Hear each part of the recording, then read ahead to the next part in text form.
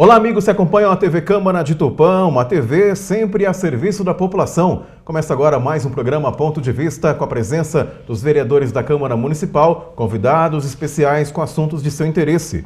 Hoje nós estamos recebendo o presidente da Câmara Municipal, vereador Pastor Eliezer de Carvalho, com um convidado muito especial. Nós temos a honra de receber o Dr. Douglas Batista da Silva, infectologista, para tratarmos de um assunto que todos nós estamos acompanhando na mídia em todo o mundo: coronavírus. O que é o coronavírus?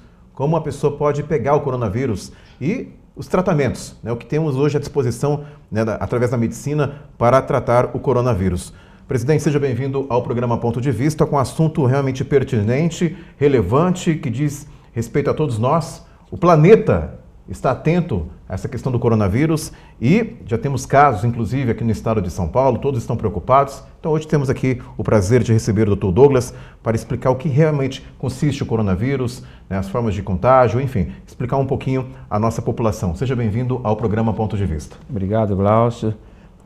Quero agradecer a presença do Dr. Douglas aqui para falar sobre esse assunto tão atual, e tão relevante que nós estamos vivendo nos dias de hoje com relação a esse vírus que já chegou aqui no Brasil e está sendo motivo de muita preocupação. Nós vamos falar sobre esse assunto e a gente já teve uma conversa muito boa aqui antes da gente começar esse programa. Uma aula, né? Uma aula aqui. O Dr. Douglas realmente é um especialista nisso daí. Eu gostaria que a nossa população, que eu já cumprimento também, com um bom dia, ou uma boa tarde, uma boa noite, dependendo do horário que a nossa população estiver assistindo esse programa, e que vocês possam estar bem atentos a essa entrevista, porque ela é bastante relevante e nós precisamos estar atento a essa situação, a esse momento que nós estamos vivendo. Então, muito obrigado, Dr. Douglas, por dar uma brecadinha lá na sua agenda e vir atender aqui. É uma questão de utilidade pública mesmo, e a gente sabe que a agenda aí do senhor é uma agenda bastante concorrida, bastante ocupado, mas é muito importante a sua presença aqui, porque esse veículo é um veículo de comunicação e realmente nós precisamos informar a nossa população, nós precisamos realmente falar sobre esse assunto, porque o senhor vai falar daqui a pouco e realmente é um assunto muito preocupante. Obrigado, presidente. Dr. Douglas, seja bem-vindo à TV Câmara, a convite do presidente Pastor Eliezer. E como disse o Pastor Eliezer, realmente a TV Câmara tem a sua função social e entre as suas funções está aí a utilidade pública, levar informação à população. O senhor já esteve aqui no passado não muito distante falando sobre dengue, e já não bastasse tudo isso, agora tem o coronavírus. Nós ouvimos bastante na grande mídia, isso na China, mas a coisa chegou no Brasil. Chegou e temos que enfrentar agora de frente isso. Então é importante a população saber o que consiste o coronavírus, porque os sintomas são bem parecidos. O senhor vai explicar com mais propriedade, mas os sintomas são bem parecidos de uma gripe, então a pessoa fica meio perdida. Mas primeiramente seja bem-vindo à TV Câmara, prazer receber o senhor aqui. Eu agradeço ao convite à TV Câmara, ao pastor Eliezer, mais uma vez estou aqui na função de passar informações, como eu já tive anteriormente, em relação a AIDS, H1N1, dengue, e agora estamos utilizando esse meio de comunicação de passar informação à nossa população em relação a esse tema que está preocupando o mundo inteiro, o Brasil, a todos, a nossa população, que é a infecção pelo coronavírus, Glaucio. Então, doutor, vamos iniciar o programa explicando o que consiste realmente o coronavírus. O coronavírus é um vírus dessa família do coronavírus. Por que ele recebe esse nome? Porque na estrutura dele ele tem estruturas que lembram coroa.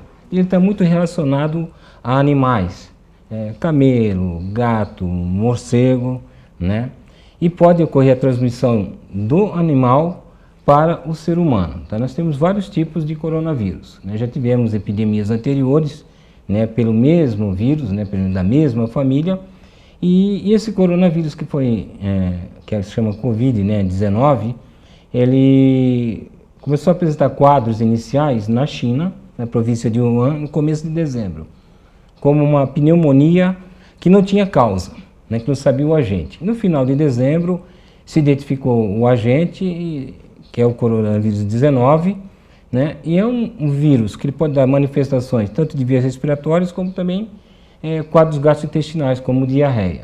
Mas a principal complicação dele agora, atualmente, é atingindo a parte de vias aéreas. Mas se manifesta geralmente com o quadro de uma gripe, de uma febre, né? Alguns casos, nesse novo coronavírus, também não apresentaram febre, né?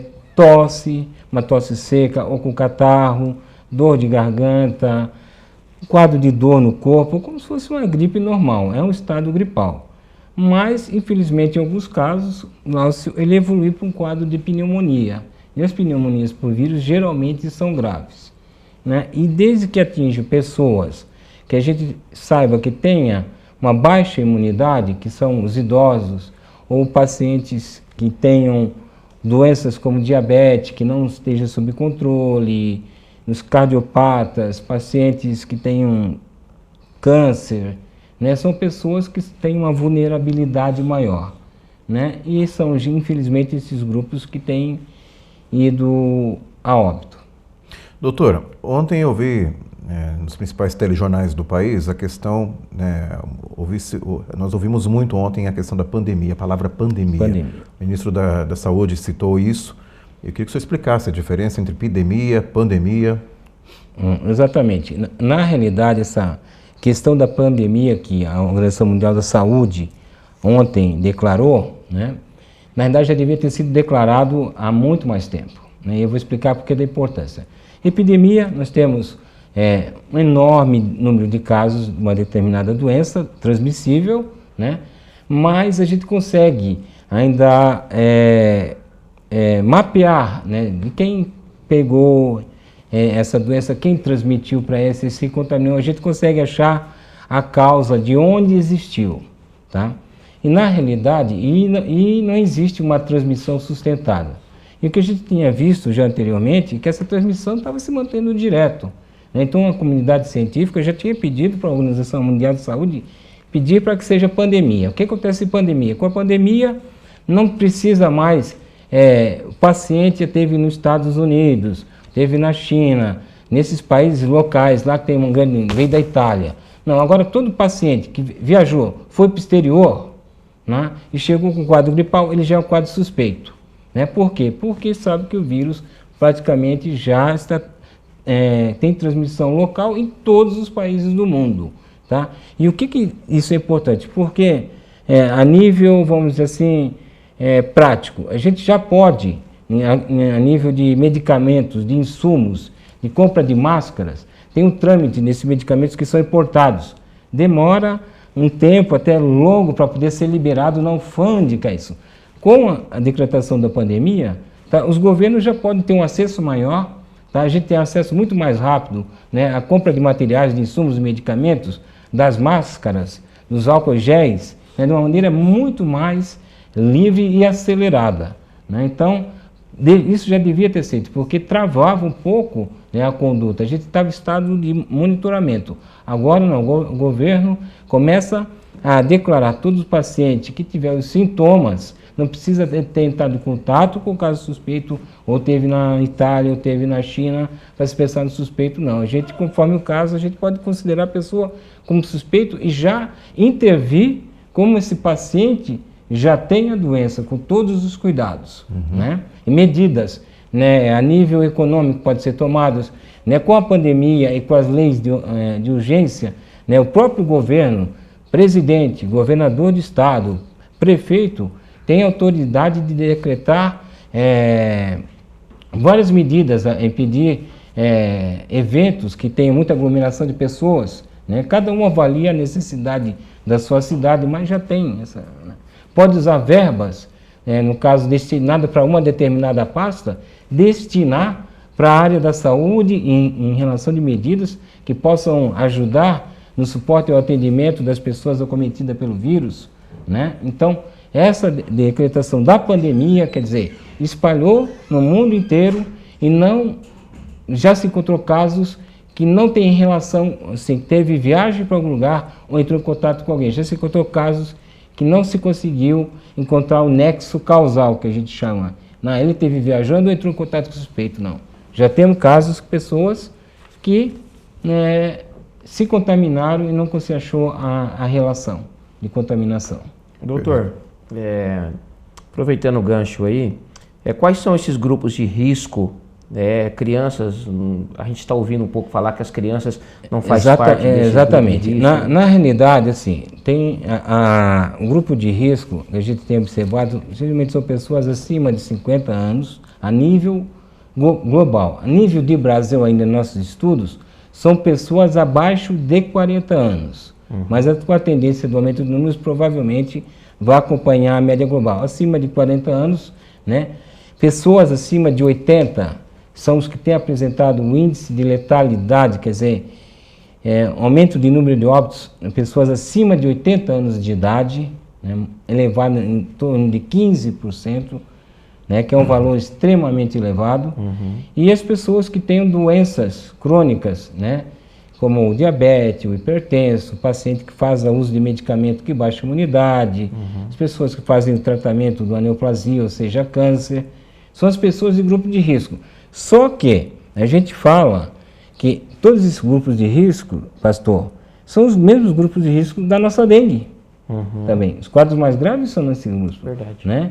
Do H1N1, da influenza, também são os mesmos grupos de risco também. Né? Então, praticamente são os mesmos. Mas eu já falo também, assim, aproveitando a oportunidade, a grande maioria, 80%, né, dos casos são quadros leves. A maioria vai ter uma gripe, o estado gripal. 20% é que talvez desenvolva, né, um quadro um pouco mais grave, e a metade desses talvez precise de internação. Mas a grande maioria vai ter um quadro mais leve, um estado gripal, que não vai precisar tomar um medicamento específico, só medicamento para controlar os sintomas, e vai ter uma boa evolução. Perfeito. Doutor, agora vamos entrar num assunto, num tópico que eu acho que todos estão se perguntando em casa, e eu vi alguma coisa, mas o senhor vai falar com mais propriedade. Como fazer para evitar, né, o contágio do coronavírus? Né? Quais são as medidas? Né? A gente está vendo aí também um comentário aí que em muitos locais, inclusive aqui em Tupã, parece que já há uma escassez de máscaras, já o pessoal buscando máscara. Então é bom a gente explicar, né, o que tem que ser feito, porque cada um pode, né, se proteger e proteger o próximo também, isso que é importante. Exatamente. Na realidade, as precauções básicas, não específicas para o coronavírus, são as mesmas que a gente já adotou em relação ao H1N1, a influenza. Sim. Né? Então, principalmente nas doenças transmissíveis, não só específico ao coronavírus, em todas, é muito importante a lavagem de mãos. Né? A lavagem de mãos é um ato muito importante, que é o principal meio de disseminação dessa doença. Né? Então, a lavagem de mãos que a gente fala, né, que muitos têm acompanhado na imprensa, que, né, tem mostrado um método, é uma lavagem em torno de 20 segundos, água e sabão, 20 segundos, lavar bem a mão, entre os dedos, embaixo das unhas, palma da mão, até o punho, né, várias vezes ao dia, tá? Antes de almoçar, antes de jantar, vou para o meu trabalho, lave as mãos, saia do trabalho, lave as mãos, né? Entrou em contato com alguma pessoa que possa ser suspeito, vamos lavar as mãos. Então, o hábito de lavagem de mãos frequente é muito importante. Importante também o ambiente da gente, né, em que a gente vive. Então, a gente tem que arejar, manter os nossos ambientes muito bem ventilados, evitar ambientes fechados na nossa casa, né? É um hábito muito importante que a gente tem que aprender a ter, a ventilar o nosso ambiente. O uso do álcool gel, não tendo água e sabão, é uma medida também que ajuda também no combate, né, na esterilização, mas é o álcool gel a 70%. Perdão, eu ia perguntar exatamente isso. O senhor tocou num ponto que é a questão do álcool e gel, né, que hoje em dia já é normal se encontrar nos locais, né, então é indicado nesse caso também.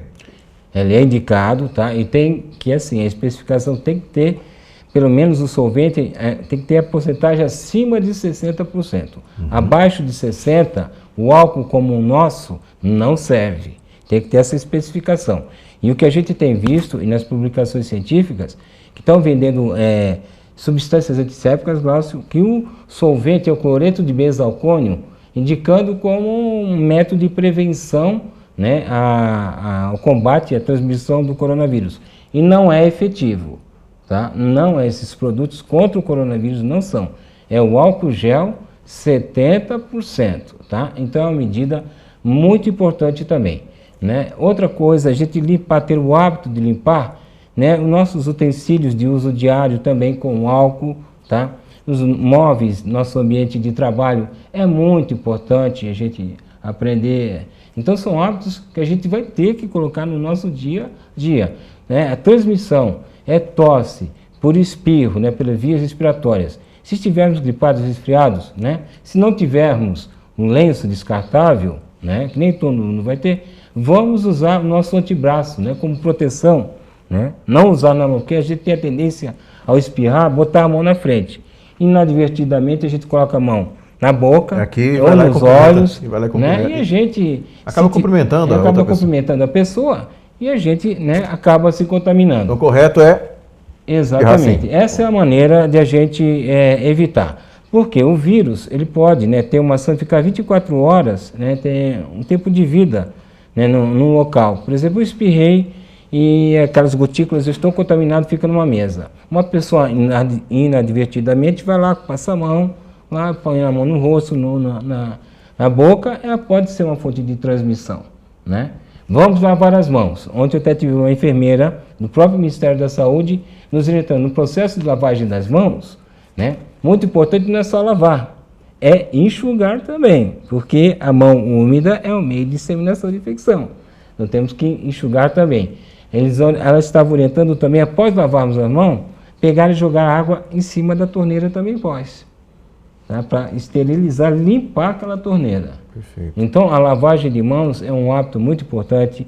Essa proteção, esse hábito parece uma coisa muito simples, mas é muito importante, né, no combate à transmissão dessas doenças respiratórias. Então, essa situação que a gente tem que aplicar no nosso dia a dia, a gente não tem muito esse hábito. Nós mesmos, que militamos na área da saúde, que temos a vivência no hábito hospitalar, nós temos lá no corredor dos hospitais, tem o frasquinho do álcool gel, tem a torneira, né, orientando todas as pessoas que frequentam os hospitais, as pessoas que trabalham a lavar as mãos, usar o álcool gel, mas mesmo nós não temos esse hábito frequente, né? Mas agora temos que repensar nossas atitudes, que são importantes no combate da transmissão. Presidente. Doutor, você acredita que nós teremos aí uma vacina contra o coronavírus em breve, ou isso demora? Não, nem tudo, presidente, são só notícias negras, né? Estive discutindo, tem muitas coisas, assim, avanços que não parecem importantes, mas são importantes. Em relação a essa coisa da identificação do vírus e descobrir a forma dele, a formação genética, é um negócio muito importante na produção da vacina. Então, logo em breve, nós já teremos a formação da vacina. Já tem vacinas em testes na Inglaterra, já está sendo pessoas testadas. Então, a gente crê que vamos dizer assim, em 1 ano ou até 2 anos, nós já teremos uma vacina como a gente tem para o H1N1. Né? A nível de medicamento também, provavelmente, daqui no máximo 1 ano, a gente vai ter um medicamento que a gente possa ter indicação específica. Né? Já existem trabalhos específicos com 32 medicamentos que já estão se vendo que tem resultado, né, com o vírus. Né? Então, nesses hospitais, já estão sendo feitos estudos e uso de tais medicamentos que possam ter, né, utilidade no combate. Então, assim, é preocupante porque, como falei, é um novo coronavírus, é a primeira vez. Então, é novo, a gente não... tudo que agora é estudo e pesquisa, para a gente usar no futuro. Mas eu creio que em 1 a 2 anos nós já teremos medicamento, com certeza, e vacinação para coronavírus. No futuro, o coronavírus, esse novo coronavírus, o Covid-19, vai ser mais um vírus causador de outra gripe comum, como hoje em dia já o H1N1 já faz parte desse rol. Perfeito, doutor. Bom, nós vamos para um brevíssimo intervalo comercial. Hoje nós estamos recebendo o presidente da Câmara Municipal, vereador Pastor Eliezer de Carvalho, e também o doutor Douglas Batista da Silva, infectologista, falando sobre um tema que todos nós estamos acompanhando em todo o mundo: coronavírus. Daqui a pouquinho a gente volta com o segundo bloco, o programa Ponto de Vista, aqui pela TV Câmara de Tupã. Uma TV sempre a serviço da população. Voltamos já.